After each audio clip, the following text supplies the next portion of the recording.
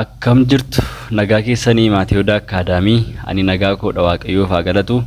Egaa har'ammoo koorsii Entrepreneurship chaapterii 7ffaadhaan walitti deebinee jirra. Gara barnoota keenya guyyaa har'aatti utuu hin seeniin garuu kanaan dura irra deddeebiidhaan egaa akkuma beeksifnu akka isin nuffisiifne illee abdii qabna. Garuu immoo barbaachisaa fi wanta godhamuu qabu ijaateefidha irra deddeebinee yeroo hundumaa kan isinitti himnu. Ijoollonni faamilii keenya hin taane bakka subscribe jettu cuqaasuudhaan gara maatii keenyatti dabalama. Akkasumas immoo afaan Oromoo afaan saba guddaa afaan keenya kanaan immoo wanta bilchina qabuuf wanta gaarii tokko qabannee achi as baaneerra. Gara fuulduraattis immoo wantoota baay'ee qabannee achi as bu'uudhaaf karoora bal'aa qabna waan ta'eedhaaf kana keessatti immoo tumsi keessan nu barbaachisa jechuudha. Lafee dugdaa nuuf ta'a waan ta'eedhaaf nu biraa hin hafinaa koomentii gochuudhaan yaada keessan nu biraan ga'aa sheer gochuudhaan ijoollota biroo bira akka ga'u immoo tumsa jaalala keessanii bahadhaa isiniin jecha. Chaapteriin 7ffaan kun egaa mata dureen isaa Managing Startup and Growth ammattuu keessatti immoo MSMS in Focusedha. Isheen kun egaa inni bulchiinsa jalqabbii hojiitii fi guddinaati. Bulchiinsa jalqabbii hojiitii fi guddinaati. Xiyyeeffannoon immoo kan irratti godhamu maal irrattidha? MSMS. Isheen kun micro, small and medium entrepreneurs ishee jedhu yookaan immoo afaan keenyaan enterpriseota micro xixiqqaa fi giddu galeessaa warra jiran irratti xiyyeeffannoo olaanaa kennuudhaan ilaalaa deemna jechuudha. Xiyyeeffannoon keenya inni guddaan isaan kana irrattidha jechuudha. So amma isiniif danda'ame sirriitti dhaggeeffachuu yaala konseptii isaa walii wajjin ilaalaa deemna waan ta'eedhaaf amma isiniif danda'ame xiyyeeffannoo keessan kennaa. Once companies reach to grow stage they must continue to grow with proper management and leadership. Isheen kun egaa inni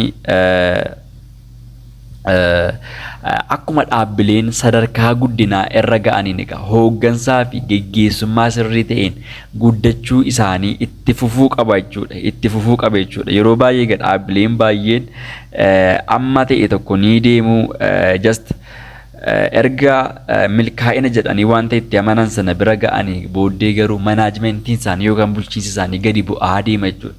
Inni kun ta'uu akka hin qabne dubbata. The success of an entrepreneur in this process depend upon controllable and uncontrollable variables. Isheen kun immoo inni adeemsa kana keessatti milkaa'inni namoota dhuunfaan hojii uumanii yookaan immoo warreen entrepreneurota jennee waamnu afaan koorsii kanaatiin jechuudha. Jijjiiramoota to'atamuu danda'anii fi hin danda'amne irratti hundaa'a jechuudha. Adeemsi milkaa'ina isaanii sun daandii isaan irra deemanii objektiivii isaanii bira ga'an sun damee lama qaba jechuudha. Wantoota gurguddoo kana damee kana lamaan irratti bu'uura'a jechuudha. Inni jalqabaa jijjiiramoota to'atamuu danda'anidha. Inni biraan immoo jijjiiramoota to'atamuu hin danda'amnedha. Just konseptiin itti aanu torba tuqaa lama irratti Timmons model of entrepreneurship. Isheen kun modeloota entrepreneurship Timmons modeloota inni kaa'ee fi qajeelfamawwan inni kaa'e muraasa walii wajjin ilaalla. Just bifa chaartiidhaan illee kaa'eera. Namni kun qixa hubatamuu danda'utti baay'ee salphaadha amma kana wanta complex ta'e hin qabu. What key aspect does an entrepreneur need to manage to start and grow a business? Ishee kana gaaffiidhaan jalqaba. Namni hojii uumu tokko yookaan entrepreneurri tokko jechuudha. Hojii daldala jalqabuudhaaf yookaan immoo guddisuudhaaf dhimmoota ijoo kanfaa ilaaluutu isa barbaachisa. Dhimmoota kanfaa barbaachuutu yookaan manaaj gochuutu bulchiinsa akkamiirratti xiyyeeffachuutu isa barbaachisa kan jedhu just yaada kana bal'inaan kan inni qabu. This model identified figure 7.1. This model identified the internal and external factors that determine the growth of business. Modelli kun dhimmoota keessoo fi alaa guddina daldalaa murteessan adda baasee argisiisa jechuudha. Adda baasee argisiisa. Jalqaba irratti egaa core component warra ittiin jennu agarra jechuudha. Warroota kanneen akka opportunity, resource, tiimii gaafa laallu amma warri kun jechoota ijoo ta'anidha yookaan core componentidha. Fakkeenyaaf opportunity gaafa laallu isheen kun carraadha. carraadha. Walumaa galatti amma maali dalar keessumaa fiigarii karaa gaditti agarru kana keessatti xiyyeeffannoon isaa inni guddaan dhimmoota keessoof alaa guddina daldalaa murteessan jechuudha. Dhimmoota keessootiif alaa guddina daldalaa murteessan daldalli tokko guddachuudhaaf wantoota inni irratti bu'uuratu yookaan bu'uura daldala guddina daldala tokkodha jechuudha. Jalqaba irratti opportunity gaafa laallu entrepreneurri tokko yookaan hojii gaggeessaan tokko carraan akkamii akka jiru adda baafachuu akka inni qabnu kanaan dura ilaalleerra. Inni biraan resource meeshaa dheedhii akkamiitu jira, qabeenya akkamiitu jira, meeshaalee akkamiitu immoo biizinasii koo kana keessatti adeemsa hojii kana keessatti na gargaara inni jedhus konseptii isa biraadha jechuudha. Itti aanuun inni jiru itti aanuun kan jiru tiimidha. As keessatti immoo garee akkamii yoon fayyadame qixa kamirra namoota baay'ina akkamii qaban yoon fayyadame biizinasiin koo kun qixa gaarii fi qixa guddachuu qabu irratti immoo haala kamiin guddachuu danda'a inni jedhus gaafii keessa gala jechuudha. As biratti gaafa laallu kominikeeshiniitu gidduu isaanii jira. Fakkeenyaaf amma tiimiitu jira. Xiyya tiimiirraa gara riisoorsii dhaqaa ni agarra. Akkasumas gara riisoorsii irraa gara tiimii xiyya dhufu ni agarra. Just wantoonni kun saayikiliidha jechuudha. Saayikilii carraan jira yoo ta'e yookaan opportunitiin jira yoo ta'e opportunitiin kun gara riisoorsiidhaan akka inni deeggaramu. Kana gidduutti immoo kominikeeshiniin akka barbaachisu. Kominikeeshiniin immoo walitti dhufeenyadha jechuudha. Walitti dhufeenyadha jechuudha. Inni biraan biizines pilaaniin jiraachuu danda'utu sarara jiraata. Biizines karoora daldalaa fakkeenyaaf gaamma carraan tokko argameera zen carraawwan sana milkeessuudhaaf immoo riisoorsiin tokko jira. Riisoorsii sana gidduutti immoo biizines pilaaniin jiraachuu qaba jechuudha. Kana keessatti immoo karoorri daldalaa immoo jiraachuu qaba jechuudha. Calluma jennee amma dandeenyu qofaa deemnatu hin taane amma dandeenyu objektiivii tokko qaannee achi bira gahuudhaaf alaammannee akeekaan adeemuutu nurra jiraata. Wixineen tokko jiraachuu danda'utu irra jiraata jechuudha. Inni biraan fit and gap. Isheen kun immoo wal simachuu fi hanqinaalee. Wal simachuu fi hanqinaalee. Ishee kana qixa ta'urra akkasiin hubattan hin barbaada. Fakkeenyaaf amma yeroo baay'ee opportunitiin ta'e tokko jira, resourcein ta'e tokko immoo jira. Gidduutti immoo communicate kan goon business plaaniin tokko ni jiraata yookaan immoo karoorri daldalaa nuti qabnu tokko ni jiraata. Isaan kun egaa wal simuu danda'uutu isaanirra jiraata jechuudha. Opportunity qabnu gararraatti humna jiru yookaan resource yookaan immoo meeshaa dhedhi jiru qabeenyi jiru gararraatti wixinee yookaan immoo business plaanii baafnirra yoo ta'e isheen kun gaap hanqinaalee taate jechuudha. Fit wal simachuu dhabuu ta'a jechuudha. Fit qooda godhu hanqinaaleetu uumama jechuudha. Garuu wal simachuun akka jiraatu fit akka inni wal godhutti garuu business plaaniin keenya opportunityidhaaf resourceota jiran kan giddu galeessa godhate ta'utu isarra jiraata jechuudha. Just konseptiiwwan as keessa jiran baay'een isaanii ifaadha. Amma kanatti wanta ifaadha kan inni agarsiisu guddina hojii gaggeessaan tokko daldala isaatti milkaa'uudhaaf konseptiiwwan akkamii keessa darbu akka inni qabuuf maal irratti xiyyeeffannoo olaanaa laachuu akka inni qabudha. Inni biraan creativity'n jiraachuu qaba. Just inni kun egaa hojii uumammaa keessatti kalaqne stakeholderii isaan gafaa ga'ee leencaa isa taphatu akka ta'e ilaalleerra. And the next one is ambiguity. Isheen kun ifa ta'uu dhabuu yookaan immoo shakkii. Ifa ta'uu dhabuu yookaan immoo shakkii. Isheen kun egaa as biratti arganna ishee kana ambiguity ifa ta'uu dhabuu yookaan immoo shakkiin kun egaa fakkeenyaaf opportunity'n jira. Creativity yookaan immoo kalaqni ni jiraata. As keessatti tiimiidhaaf opportunity yookaan immoo humna namaa jiruuf garee jiruuf carraawwan jiran gidduutti immoo shakkiin immoo yeroo hundumaa inuma jiraata jechuudha. Shakkii jiru kana yookaan immoo ifa ta'uu dhabuu jiraatu kana garuu hojii gaggeessaan tokko manaajimentii yookaan gaggeessummaa isaa keessatti qixa kamirra bira darbuu akka qabuudhaaf karaa kamirra mo'achuu akka qabu immoo yeroo inni itti gadi taa'ee itti murteessuu danda'u qabudha jechuudha. Inni biraan uncertainty'dha. Kun immoo wabii dhabuu yookaan immoo waan hin beekamne ta'uu. Just isheen kunis rakkoo guddaa jirudha jechuudha. Biizinasii jalqabuudhaaf guddisuu keessatti rakkoo guddaa jirudha. Isa kanas egaa adda baafatee rakkoo jiruudhaaf furmaata jiru adda baafatee creativity'dhaan yookaan immoo kalaqawwan jiru gara hojiitti hiikuudhaan uncertainty kana hir'isuu ni danda'a jechuudha. Egaa abbaan adeemsa hojii sun. And the next one is exogenous forces. Isheen kun immoo maalidha? Exogenous forces kan jennu kun immoo fakkeenyaaf amma resourcein jira, tiimiin jira, gareen jira. Gareen jedhu kun found wanta irratti bu'uureffame dhaga qixa kanarra kan inni nu kaasaa jiru. So tiimii tu baatee jechuudha waan kana. Tiimiin egaa qixa kanarra hojiiwwan jiranii fi wixineewwan jiran karoora biizinas pilaanii objektiiviiwwan jiran hanqinaalee jiran qixa kamirra fooyyessuu akka danda'uudhaa fi wantoota jiran hundumaa adda haa baafatu iyyuu malee garuu humnooti alaas ni jiraatu jechuudha. Isheen kun exogenous forces kan jennu kun humnoota alaadha. Humnoota alaa keessa biizinesii kana keessatti qooda fudhattoota keessaatu hin taane qooda fudhattoota alaa tariiga dhiibbaa hamaa uumuudhaanis ta'uu danda'a, dhiibbaa gaarii uumuudhaanis ta'uu danda'a. Warroota kanatti garuu qixa kamirra itti fayyadamuu akka qabnu dursinee murteessuu danda'uu qabna jechuudha. Exogenous forces kun humnoota alaati. Inni biraan leadershipidha. Isheen kun egaa gaggeessummaa keessatti dhaga wantoonni kun hundumti isaanii just kunumti koorsiin kun xiyyeeffannoon isaanii guddaan leadership irrattidha. Namni tokko biizinesii isaa hanqinoota jiran kana furuudhaan ciminoota jiran immoo itti fufsiisuudhaan qixa kamirra biizinesii isaa sana sadarkaa yaade sanaan ga'uu akka inni danda'u kan argisiisudha. Inni biraan capital market context.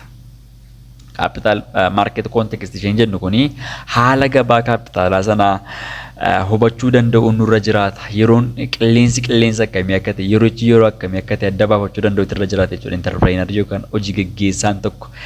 Inni biraan egaa dhuma irratti founder kan jenne hundeeffama yookaan uumaa hojiidha jechuudha. Just isheen kun egaa foundationii garee sana irratti qixa kanaan bu'uureffamee jiru kan agarsiisudha.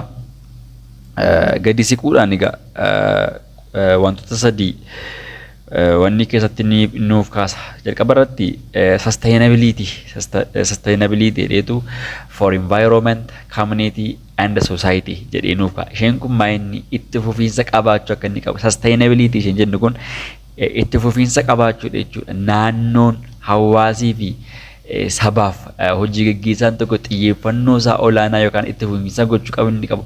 Hojii gaggeessaan yookaan hojii uumaan yookaan interpreneurri tokko biizinasii inni jalqabee jiru kun naannoo kan kunuunsu hawaasaaf faayidaa kan qabuu fi sabaaf immoo bu'aa kan buusu ta'uu akka inni qabu itti fufiinsa kana keessadha jechuudha jiraachuu kan inni qabu just kana dhaga moodalli karaa Timmons yookaan immoo moodela waa'ee entrepreneurship karaa Timmons kaase keessumaa chaartiidhaan qixa kanarra hubatamuu akka danda'utti kaaseera.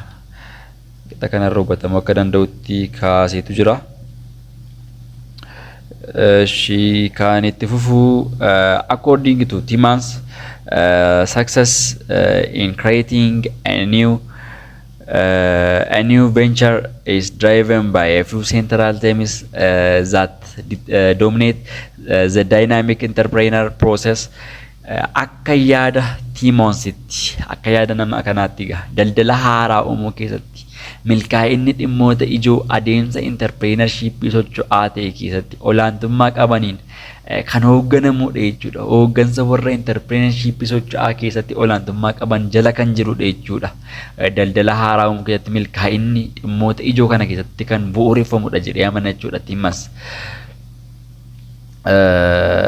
It takes opportunity, a lead entrepreneur and an entrepreneurial team, creativity, being careful with money, and an integrated, holistic, sustainable, and balanced approach to the challenges ahead. Isheen kun gamaanni kunis egaa fakkeenyaaf carraa yookaan opportunity kan jennu ta'uu danda'a. Entrepreneur dura bu'aa yookaan immoo lead entrepreneuruma ta'ee dura bu'aa fi garee entrepreneurship ta'uu danda'a. Creativity kalaqamanii maallaqaa fi of eeggannoo qabaachuu akkasumas rakkoolee fuulduratti dhufaniif immoo ilaalcha walitti hidhame guutuu kan ta'e itti fufiinsa kan qabu yookaan sustainable kan ta'ee fi madaalawaa kan ta'e qabaachuun barbaachisaadha jechuudha. Barbaachisaadha jechuudha akka yaada Timmonsitti. Akka yaada Timmonsitti. Timmons egaa nama jabaa keessumaa moodela entrepreneurship keessatti ga'ee olaanaa qabudha jechuudha.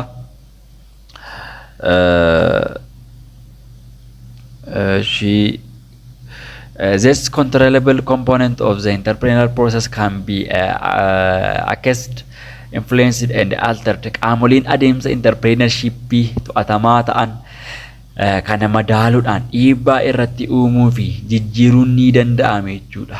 Fakkeenyaaf adeemsa entrepreneurship to'atamaa ta'an kana madaaluun akkasumas dhiibbaa irratti uumuun jijjiiruun mataan isaa ni danda'ama jechuudha. Jijjiiruun mataan isaa ni danda'a. The entrepreneur search for an entrepreneur for an opportunity and on finding it shapes the opportunity into a high potential venture by drawing up a team and gathering the required resources to start a business that capitalized on the opportunity the entrepreneur risks or her career, personal cash flow and net worth. Actually, kana sirriitti naqabadha jala muraati. Entrepreneurichi yookaan namni hojii sana uumu jechuudha. Sirriitti na dhaggeeffadha. Carraanii barbaade jechuudha. Ni opportunity carraanii barbaade. Yoo argates garee ijaaruu fi meeshaalee barbaachisoo ta'an walitti qabuun carraa sana gara daldala dandeettii guddaa qabuutti ni jijjiira yookaan immoo ni jijjiira jechuudha. Ni jijjiira. Daldala carraa kanatti fayyadamu jalqabuudhaaf entrepreneurichi hojii isaa ta'uu danda'a. Socho'a maallaqa dhuunfaa isaa ta'uu danda'a. Qabeenya isaa guutuu balaaf ni saaxile jechuudha. Riskii irra bu'uu ni danda'a jechuudha. Entrepreneurri kun egaa adeemsa hojiidha. Kanaan dura walii wajjiniin ilaalaa akkuma turre. According to the model for an entrepreneur to create a successful venture, they must balance three key component changes in one factor have a strong influence on the other factors. Akka modela kanatti entrepreneuriin tokko daldala milkaa'aa uumuudhaaf qaamolee ijoo sadan madaalchisuu qaba jechuudha. Jijjiiramni qabxii tokko irratti uumamu qabxiiwwan biroo irratti dhiibbaa cimaa ni uumu. Yaada kana dhaga kan inni of keessatti qabu just jecha jechaanii kadeemaarra yoo jenne soba hin qabu just kana hundumaa gaa baay'ee maka wajjinii wanneen nuuf more understand akka gootaniifidha. Ammas ni danda'ame ijoolloonni subscribe hin goone chaanalii keessan chaanalii Odaa Akaadaamii kana subscribe godha. Ijoollonni biroonis immoo gaaddisa Odaa kana jalatti dhufanii akka isaan barataniidhaaf affeerraa jaalalaa isaaniif gochuun ga'ee obbolummaa ga'ee oromummaati. Torba tuqaa sadii irratti new venture expansion strategies. Isheen kun tarsiimoo babal'ina daldala haaraati. Daldala haaraa tokko tarsiimoo akkamiitiin babal'isaa deemna kan jedhu irratti xiyyeeffannoo lanaalaan introductionii seensa irratti business expansion is a stage of a company's life that is tolerable with both opportunity and perils. Isheen kun egaa inni babal'inni daldala sadarkaa jireenya dhaabbata tokko isa carraawwanii fi balaawwan yookaan immoo riskii yookaan rakkoolee kan jennu walitti makamanii kan dhuunfatamudha jechuudha. Kanaan kan dhuunfatamudha jechuudha. Babal'inni daldala yookaan business expansion kan jennu sadarkaa jireenya dhaabbata tokko keessatti dhaabbanni sun carraawwan isaa babal'ifachuu akkuma qabu balaawwanis immoo carraawwan babal'atan sana wajjiniin ijaa deemaniidhaa fi walitti makamiinsa kana lamaanidha jechuudha. On the one hand, business growth often carries with it corresponding increase in financial fortunes for owners and employees alike. Gama tokkoon guddinni daldalaa yeroo baay'ee abbootii qabeenyaa fi hojjettootaaf waluma qixa guddina maallaqaa fi badhaadhina fide jechuudha. Waluma qixa jechuudha. Yasti kun Ingiliffa salphaaf namaa ifuu danda'udha. Amma kana wanta wanni jedhu hin qabnu. But business expansion also presents the small business owner with myriad issues that have to be addressed. Garuuga babal'inni daldalaa abbaa daldala xixiqqaatiif dhimmoota baay'ee furmaata barbaadan fiduun isa qara jechuudha. Fiduun isa qara yookaan immoo kallattii itti agarsiisa isa guddisa jechuudha. Growth causes a variety of changes all of which present different managerial, legal and financial challenges. Guddinni jijjiiramoota garaa garaa ni fida. Isaan kun hundi immoo rakkoolee hooggansaa seeraa fi faayinaansii adda addaa ni uumu. Fakkeenyaaf amma guddinni gaafa dhufu jijjiiramni garaa garaa ni uumama. Jijjiiramni garaa garaa ni dhufu. Jijjiiramni dhufu kun guddinumti kun dhufu kun mataan isaa immoo rakkoo hooggansaa qabatee achi as dhufa jechuudha. Rakkoo seera cabsu, rakkoo faayinaansii adda addaa uumuu qabatee achi as dhufa jechuudha. Ishee kana tarii true false farra gaafa dhuftu baay'ee akkasiin qorrettoo of eeggachaa konseptii isa sirriitti qabachaa deema wanta dubbadhu. Growth means that new employees will be hired who will be looking to the top management of the company for leadership. Guddina jechuun hojjettoonni haaraan ni qaxaramu ila. Hojjettoonni haaraan ni qaxaramu. Isaan kaan immoo hooggansa olaanaa dhaabbatichaa irraa gaggeessummaa eeggatu jechuudha. Isheen kun egaa akkaataa hojii yookaan adeemsa hojii keessatti hiika entrepreneurshipiin guddinaaf yookaan growthiidhaaf laatudha jechuudha. Growth means that market share will expand, calling for a new strategy for dealing with larger competitors. Guddina jechuun jedhama sarara deebiidhaan guddina jechuun gabaa ni babal'isa. Kun immoo dorgomtoota gurguddoo waliin madaalamuuf tarsiimoo haaraa barbaada jechuudha.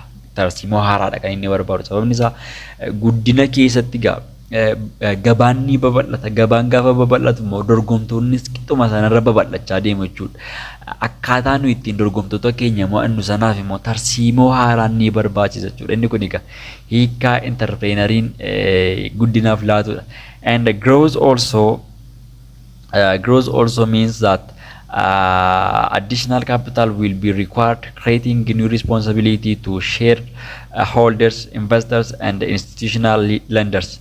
Guddinni kaapitaala dabalataa akka barbaadu ni taasisa jechuudha. Ammas guddinni kaapitaalli dabalataa akka barbaadamu ni taasisa. Kunis abbootii aksiyoonaa ta'uu danda'a, investorootaa fi dhaabbilee liqii kennan duratti itti gaafatamummaa haaraa ni uume jechuudha. Inni kunis hiikaa entrepreneurshipiin yookaan adeemsa hojii uumuu kun growth yookaan guddinaaf itti laatudha jechuudha. This growth brings with it a variety of changes in the company structure, needs and objective. Kanaafuu guddinni caasaa akkasumas fedhii fi kaayyoo dhaabbatichaa keessatti jijjiiramoota adda addaa walitti fida jechuudha. Jijjiiramoota adda addaa walitti fida. Keessumaas keessatti introductionii 7.3 kana keessatti konseptiin guddaan isin qabachuu qabdan yoo jiraate hiikaa entrepreneurshipiin yookaan immoo adeemsi hojii uumuu guddinaaf itti laatu kana sirriitti jala murtanii qabachuu qabdu. Yeroo baay'ee qormaanni dhimma hiikaa guddinaaf laatame kana keessadha irra deddeebiidhaan kan inni dhufu waan ta'eedhaaf ishee kana adaraa keessan akka hin shawwadamne. Mata dureen itti aanu methods of growth kan jedhudha. Kun immoo maloota guddinaa maloota akkamii yoo fayyadamne isa jedhu kana sirriitti xiyyeeffannoodhaan walii wajjiniin ilaalaa deemna. The most commonplace methods by which small companies increase their business are incremental in character. Maloonni baratamaan dhaabbileen xixiqqaan daldala isaanii ittiin guddisan amala suutaan dabalu yookaan immoo incremental kan jennudha jechuudha. Amala suutaan dabalu adeemsaan dhawwaataan copha bishaanii beektu mitiire copni bishaanii tokko lama sadiitti xophuteettu fakkeenyaaf gulukoosii haa fudhannu ganamni dhukkubsataa tokkoof gulukoosiin gaafa kennamu dhugumatti gulukoosiin sun achi keessa wanta dhumu hin fakkaatu garuu adeemsaan dhawaataan utuu cabuu dhumarratti ni dhuma jechuudha. So maloota baratamaa dhaabbileen xixiqqoon guddina irratti itti hirmaatan keessaa inni baay'ee baramaa ta'e incremental kan jennu yookaan immoo this glucose model kana kan jennu jechuudha. Akkaataa itti glukoosiin copha kennaa deemu sana jechuudha. Kunis increasing product inventory or services regarded rendered without making wholesale changes to facilities or other operational components. Kunis bu'uuraalee yookaan immoo kutaalee hojii biroo irratti jijjiirama guddaa osoo hin taasisin baay'ina meeshaalee yookaan tajaajiloota kennaman dabaluudha jechuudha. Just yaada kanadha kan jiru. Common routes of small business expansion include the following common options. Karaaleen babal'ina daldala xixiqqaaf barataman filannoowwan armaan gadii kana ni dabalatu jechuudha. Hiikaan nuyi karoolii itti laanne kana garasittis wantoota jiran kana karaalee jiran kana walii wajjiniin ilaalanii deemna. Jalqaba irratti growth through acquisition of another existing business or almost always smaller in size. Dhaabbata daldalaa kan biraa jiru fakkeenyaaf amma yookaan immoo yeroo baay'ee isa xiqqaa ta'e bitachuun guddachuu jechuudha. Guddachuu dhaabbata xiqqaa ta'e irra jalqabu namoonni baay'een egaa wantoota gurguddaa irraa eegaluu jalqabu. Garuu akkaataa guddinaa keessatti baay'ee man gargaara kan jedhu. Common role of small business expansion including the following common question kan jedhee kan inni nuuf dhiyeesse karaalee daldala xixiqqoo irraa ka'uudhaan akkamittiin gara guddinaatti yookaan expansion ta'a akkamittiin akka deeman gaafa kaasu dhaabbata daldala kan biraa jiru fakkeenyaaf yeroo baay'ee isa xiqqaa ta'e bitachuudhaan achi irraa guddachuu yaada dhunuuf kaasa. Offering franchise ownership to other entrepreneurs namoota dhuunfaan hojii uumaniif mirga abbummaa yookaan immoo franchise kennuun babal'achuu kunis kanas ni dabalata. Licensing of intellectual property to third parties or license for the use of certain innovation models on fee basis may be given to certain companies. This is very common for software product. Qabeenyaa sammuu qaama sadaffaaf hayyamuudhaan sardi paartiidhaaf hayyamuudhaan yookaan immoo moodeloota kalaqa qaban fayyadamuuf kaffaltii irratti hundaa'uudhaan hayyamni dhaabbilee tokko tokkoof kennamuu ni danda'a jechuudha. Inni kun dhaabbilee kaampaniiwwan sarteen ta'aniif muraasaaf kennamuu ni danda'a. Kun oomishaalee sooftiweeriitiif baay'ee baratamaadha jechuudha. Baay'ee baratamaadha keessumaa. Baay'ee baratamaadha. Establishment of business agreement with distributors and or dealership. Isheen kun egaa qaamolee raabsitoota yookaan immoo dilaalota yookaan dealers kan jennu kun dilaalota jechuudha. Waliin waliigaltee daldalaa uumuudhaan ta'uu danda'a. Guddina keenya keessatti kunillee pointii baay'ee barbaachisaadha. Pursuing new marketing growths such as catalogs. Isheen kun egaa karaalee gabaa fakkeenyaaf maarketiin kan jennu haaraa hordofuu ta'uu danda'a. Kanneen akka kaataalogii fayyadamuu ta'uu danda'a. Joining industry cooperatives to achieve saving in certain common area of operation including advertising and purchasing. Hojiilee waliinii tokko tokko irratti qusannaa gochuuf ta'uu danda'a. Kana jechuun egaa beeksisaa fi bittaa dabalatee jechuudha. Waldaalee hojii waloo indaastirii sana keessatti hirmaachisuudhaan.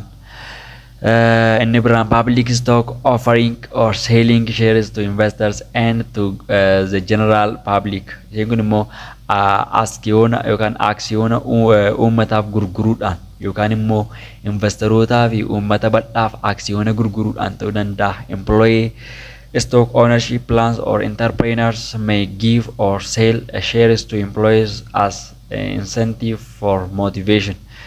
Karoora abbummaa aksiyoona hojjettootaa yookaan immoo hojii uumtoonni kaka'umsaaf akka onnachiiftuutti hojjettootaaf aksiyoona kennuun ta'uu danda'a. Gurguruudhaan ta'uu danda'a. Isheen kun egaa milkaa'ina biizinasii keenyaa keessatti ga'ee olaanaa jechuudha kan isheen qabattu. Ga'ee olaanaa jechuudha. Inni biraan torba tuqaa sadiirra kan jiru egaa mata duree baay'ee barbaachisaa ta'e murteessaa ta'edha. Torba tuqaa sadiirra kan jiru kun Ansoff matrix growth strategy. Isheen kun egaa maatriksii Ansoff tarsiimoo guddinaa inni kaa'eeru kanarratti xiyyeeffachuudhaan sirriitti walii wajjinii ilaalaa deemna. Namni kun tarsiimoo guddinaa akkamii kaa'e kan jedhu walii wajjiniin ilaalanii deemna jechuudha. What is our business growth strategy in relation to new or existing marketing and products? Isheen kun gabaa fi oomishaalee haaraa yookaan kanaan dura jiran waliin wal qabatee tarsiimoo guddina daldalaa keenya akkam gochuu qabnaadha. Maalidha kan jedhudha.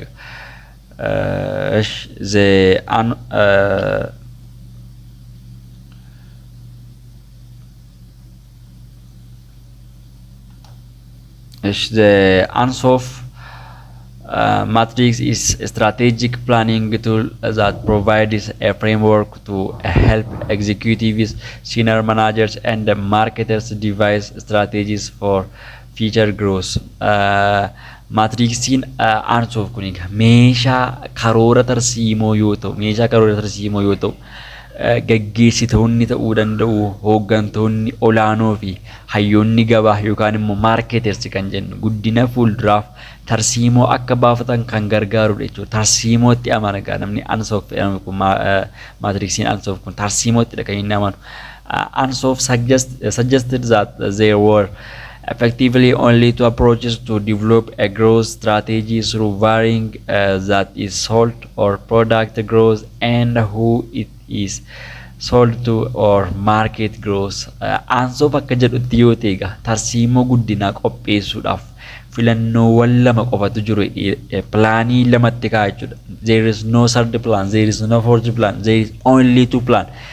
Tarsiimoowwan gurguddoo lammaan kun egaa isaanis waan gurguramu jijjiiruu ta'uu danda'a yookaan immoo guddina oomishaa kan jennu product growth and eenyuuf akka gurguramu yookaan immoo jijjiiruun fakkeenyaaf guddina gabaa yookaan market growth kan jennu filannoowwan gurguddoo kana lamaanitti fayyadamuu qabnaadha kan Ansoff kaasu. When we are in speak, we make a ton of money. As soon as we make a ton of money, we are desperately looking for ways to spend it, and we diversify into areas that frankly we don't know how to run very well.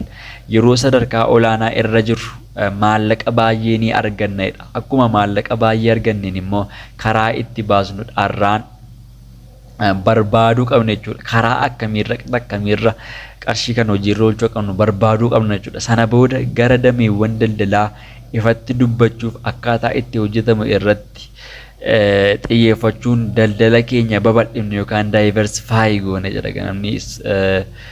Namni kun xiyyeeffannoo kana keessatti wanti inni gadi fageenyaan kaasu yaada kana bal'inaan kan inni kaasu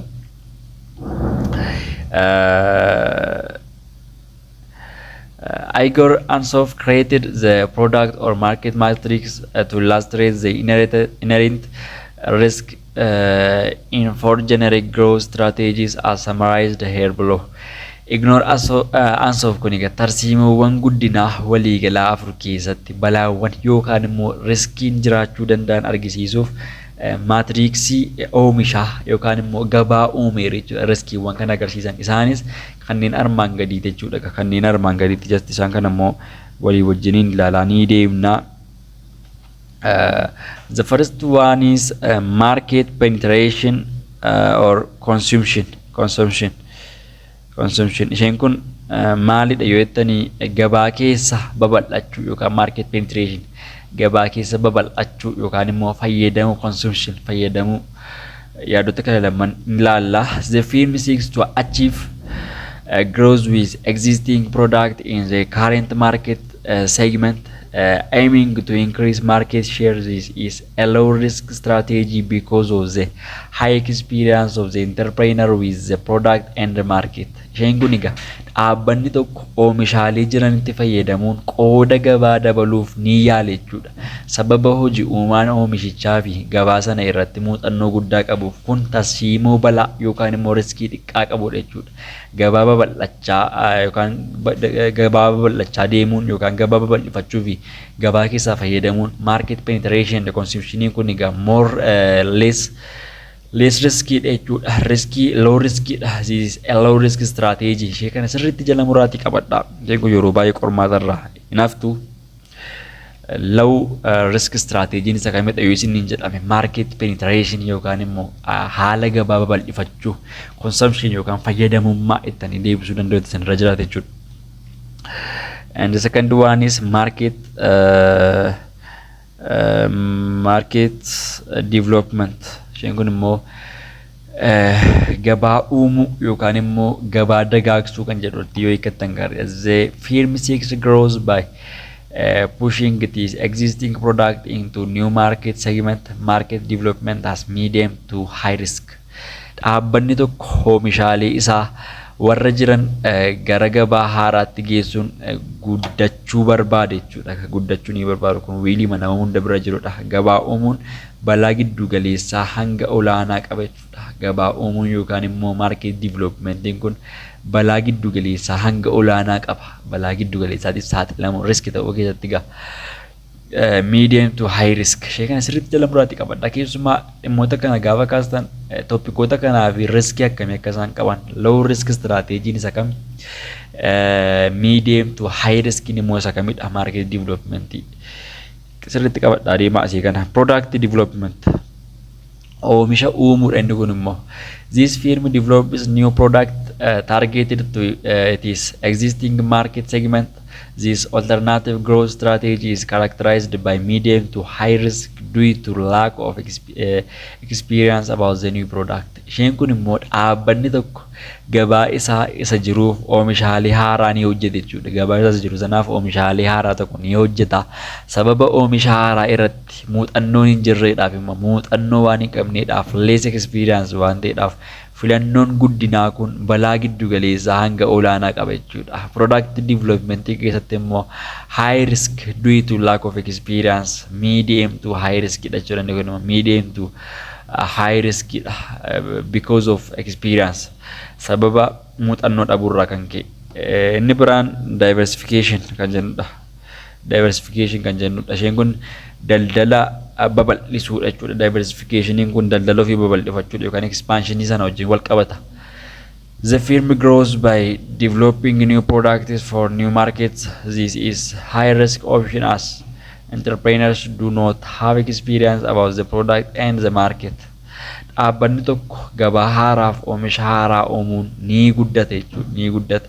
Hojii uumtoonni oomishichas ta'e gabaa sana irratti muuxannoo waan hin qabneef kun filannoo balaa guddaa qabudha jechuudha. Inni kun immoo hojii uumtoonni mataan isaanii akkasumas muuxannoo hin qabanii filannoo gabaa sana eeguu keessatti immoo hanqina guddaa ni qabaatu. So inni kun egaa hunduma caalaa is high risk option as entrepreneurs do not have experience. Kunis egaa sababuma experience hin qabneef haa ta'uyyuu malee more high risk kan ta'e immoo diversification jechuudha. Just isaan kana qixa kanarra yoo walii wajjiniin ilaalle gaariidha jedhee yaada. Xiqqoo yeroon keenya daqiiqaa naannaa 39tti dhiyaate naannaa 40tti dhiyaanne irra waan ta'eedhaaf egaa paartii lammaffaadhaan walitti deebine jechuudha. Ammasitti nagaa waaqayyootiin tura.